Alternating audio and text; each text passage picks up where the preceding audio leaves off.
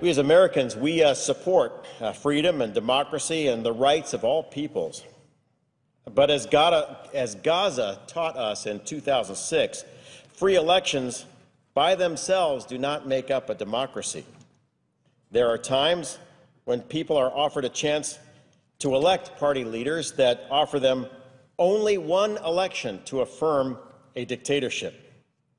We can also learn from the year 1938 that the dangers of ignoring developments abroad are huge. Now, in the wake of the Arab Spring, we turn away from that region at our own peril. Now, on November 28th, the first stage of the Egyptian elections began, which will inaugurate a new electoral system forming a bicameral legislature. This first stage determines about 30% of 498 seats for the government's lower chamber called the People's Assembly.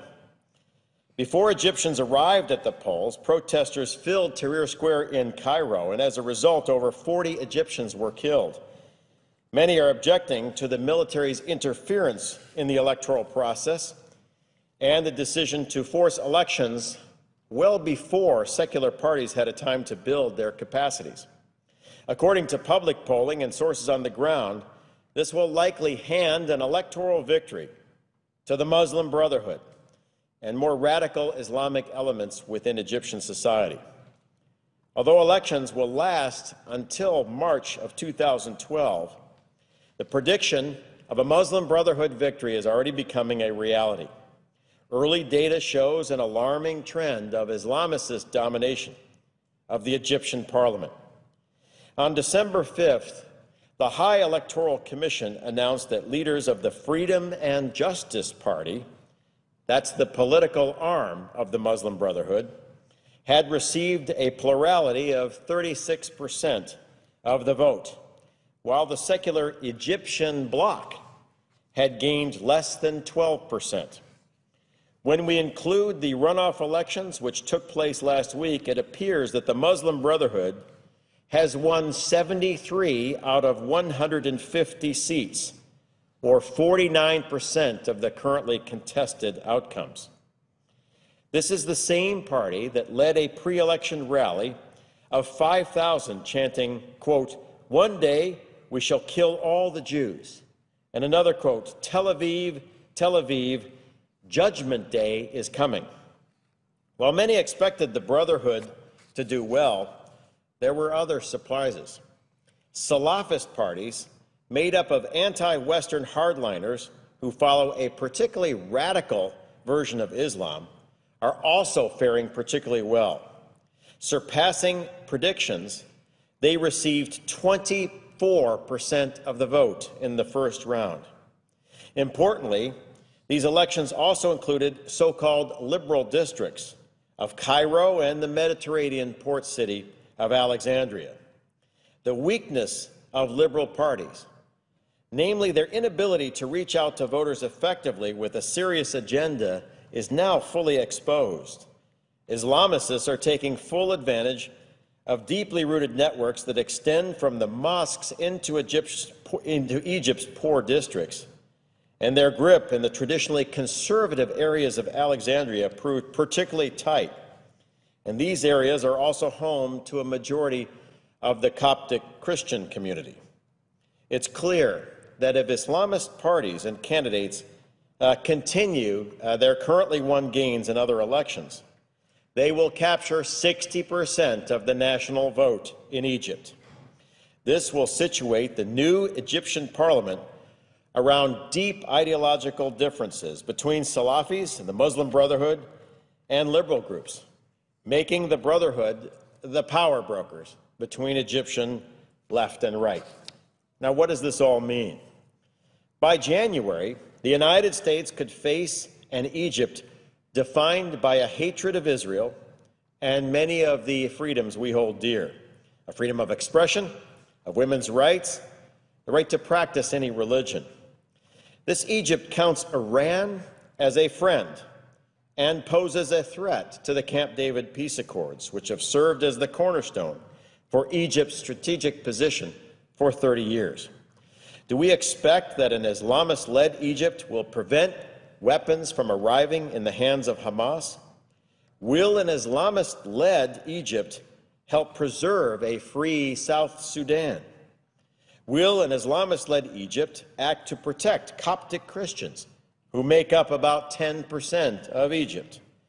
Or will we see continued violences, like we saw on October 9th in Mazapro, which killed 27 civilians and injured hundreds? Will an Islamist-led Egypt do what we expect with more than $1 billion of U.S. foreign assistance? Will they continue to share intelligence and to work against terrorism? These are all questions that may become critical issues for the national security of the United States very shortly. All of this instability prevents foreign investment and tourism that would help the Egyptian economy. The IMF has forecasted a little over 1% growth for the Egyptian economy next year. They said inflation will top at 11%, while almost 12% of Egyptians will be out of work. Recently, the Egyptian pound traded at its lowest level against the dollar in 7 years.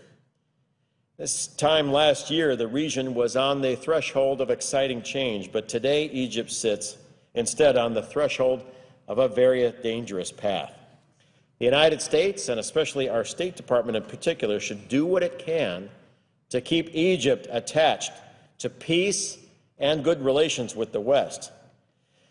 The United States is now on the verge of a historic defeat and reversal of American interests in Egypt. Currently, if there is an Obama administration plan for handling a new Islamist Egypt that rejects peace with Israel and allies with Iran, I don't know it.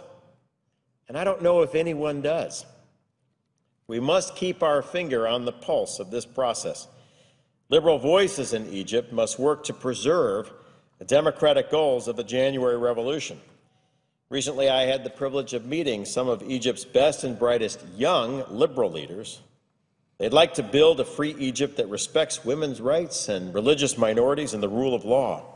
I was encouraged in meeting with them, but only hope that the coming election is not like a 1930s election in Germany, where people in Egypt are given one choice: to affirm a dictatorship, and then that is the end. If a radical Islamic government rises in Egypt, one that disavows the Camp David peace accords and no longer acts as a stable strategic partner in the Middle East, then we will look back on the recent election in Egypt and its successors in December and January as the turning point for a historic reversal of the United States. My hope is that the State Department watches this very carefully.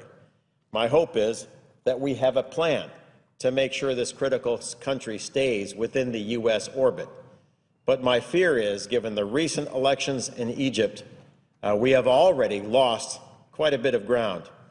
And if current trends continue, then by the middle of next year, we will have a Muslim Brotherhood government in command of the Suez Canal, in charge of Cairo, the second center of learning in the Arab world, along the border of our Israeli allies, friendly to Hamas, friendly to Iran, and hostile to Europe and the United States. And my hope is, over the holidays, we work very hard and diligently with our allies, and especially liberal forces in Egypt, to make sure that that reversal doesn't happen. And with that, Mr. President, I yield back.